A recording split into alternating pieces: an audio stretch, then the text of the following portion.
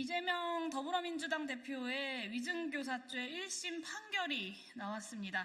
제가 예상한 대로 무죄 판결이 나왔습니다. 법원의 상식적인 판결에 환영의 뜻을 밝힙니다.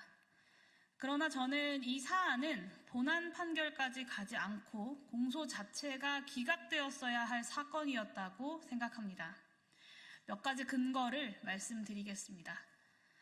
첫 번째, 검찰의 기소가 이른바 백현동 비리 사건이라는 본류와 전혀 동질성이 없는 전형적인 별건 수사에 의해서 이루어졌습니다.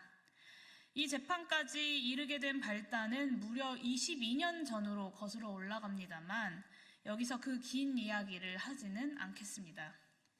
중요한 것은 법원이 별건 수사에 의한 기소를 받아들이지 말았어야 한다는 점입니다. 사법부가 2022년 5월 형사소송법과 검찰청법을 개정해서 별건 수사를 금지한 국회를 존중한다면 더욱 그렇습니다. 둘째, 검찰이 유력한 증거자료로 제출한 이재명 당시 경기도지사와 고 김병량 전 성남시장의 수행비서 김진성 씨와의 통화 녹취록 전체를 들어보면 이재명 지사는 김진성 씨에게 있는 그대로 진술해달라고 거듭 요청합니다. 사실관계를 다르게 말해달라 요구하는 내용은 없었습니다. 피고인의 정당한 방어권 행사를 넘어서는 어떠한 위증의 요구도 확인되지 않습니다. 셋째, 이번에 검찰 측 증인으로 나선 고 김병량 성남시장의 수행비서 김진성 씨는 2020년 대법원 무죄 판결 난 허위사실 공표죄 재판에서는 피고 이재명 편에서 진술을 했던 증인입니다. 법원은 유독 이재명 대표와 관련된 수사에서는 기존 진술을 번복하는 피의자들의 궁박한 처지에서 검찰에 의한 허위 진술을 강요당했을 수 있다는 상황을 충분히 고려했어야 합니다.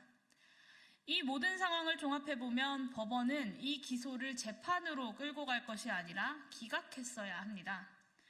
그럼에도 거짓 진술을 요구했다고 보기 어렵기에 무죄를 선고한 재판부의 판결 또한 존중합니다.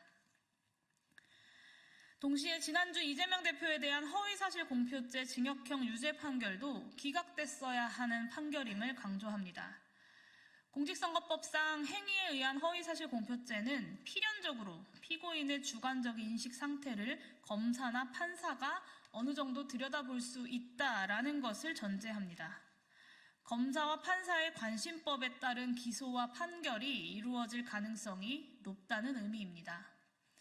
그렇기 때문에 행위에 의한 허위사실 공표가 법률의 범죄로 규정되어 있다고 해도 그 구성 요건의 성립은 극히 제한적으로만 인정되어야 합니다. 더구나 피고는 이미 대통령 선거에서 패배한 후보입니다. 또 차기 유력한 대선 후보이기도 합니다. 검찰의 공소권 행사가 매우 절제되고 또 제한적으로 사용되지 않는다면 검사의 기소가 유력한 대선 후보를 제거하기 위한 공소권 남용이라는 정치적 시비가 크게 일 수밖에 없습니다. 법원의 판결문 내용을 보면 실제가 그렇습니다. 국토부가 직무유기 이런 것을 문제 삼겠다고 협박을 했다라는 이 대표의 발언은 성남시장이 식품연구원 부지매각 협조 의무가 있다는 국토부의 세 차례 공문 내용에 대한 과장일 수는 있습니다.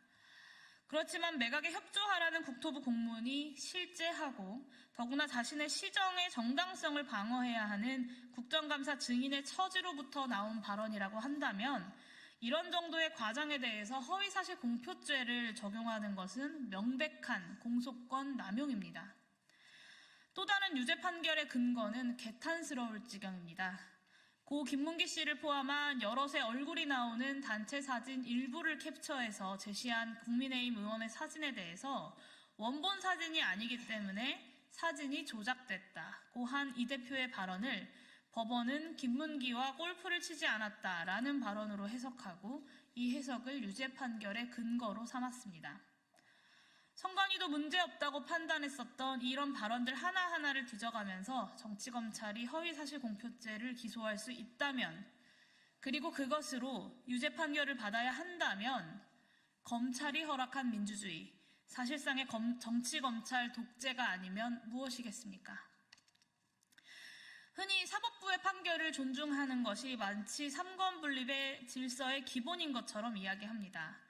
삼권분립 질서는 누구나 사법부의 판결에 기속되고 따른다는 것이지 법원의 판결을 신성한 것으로 떠받들어라, 아무 말도 하지 말아라 라는 원칙은 아닙니다. 그런 점에서 오늘 이재명 대표에 대한 위증교사죄 1심이 무죄가 나왔음에도 불구하고 지난 허위사실공표죄 1심 유죄 판결은 전혀 존중할 수가 없습니다.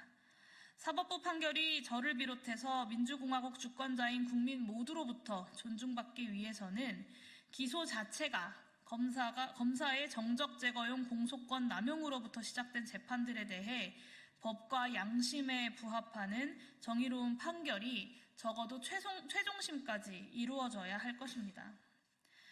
또 정치검찰은 오늘 위증교사죄 무죄 선고에 대해서 분명히 항고할 것이겠지만 법원이 공명정대하게 이조차 기각해줄 것을 기대합니다. 존경하는 국민 여러분들께도 말씀드립니다. 법원의 잘못된 판결을 잘못된 판결이라고 큰 소리로 말하는 것은 민주시민들의 권리이자 의무입니다. 법원의 정의로운 판결에 대해 잘 되었다 큰 소리로 말하는 것 또한 민주시민의 권리이자 의무입니다. 그 누가 뭐라고 하더라도 주권자의 권리를 포기해서는 안 됩니다. 또한 다시 한번 호소드립니다.